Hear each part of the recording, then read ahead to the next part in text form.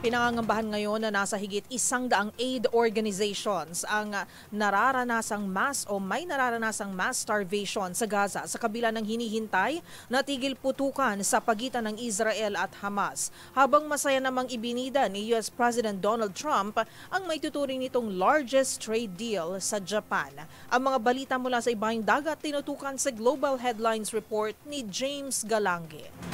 Balita mula sa Gaza. Sama-sama ng ipinanawagan na nasa higit 100 aid organizations ang nararanasang matinding kagutuman sa nasabing rehiyon. Ito ay sa kabila ng paghihintay ng mga Gazan citizen sa inaasahang ceasefire sa pagitan ng Israel at militanteng grupong Hamas na ayon kay US President Donald Trump ay nagkasundo na umano ang dalawa. Base sa huling tala ng United Nations, umakyat na sa halos 1,000 sibilyan ang napatay ng Israel habang kumukuha ng pagkain mula na magsimulang operasyon ng Gaza Humanitarian Foundation noong nakaraang Mayo. Samantala, mariin namang kinondena ng Israel ang mga akusasyon na mayroong food shortage sa Gaza at sa halip ay isinisisi ng mga ito sa Hamas ang mga patuloy na pagdadala ng krisis sa nasabing Palestinian territory.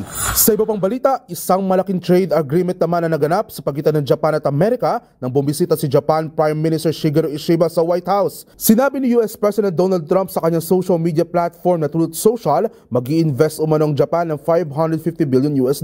Kabilang pa rito na pumayag din ng Japan na magpapasok din ng Amerika ng kanilang produkto tulad ng mga kotse, trucks at ilan pang agricultural products. Habang ibinaba naman ito sa 15% ang taripang ipinato sa Japan mula sa 25% sa lahat naman ng vehicle parts at ilang produkto. Dagdag pa ni Trump, ito na raw anyang pinakamalaking trade deal na naisagawa sa kasaysayan kasama ang Japan.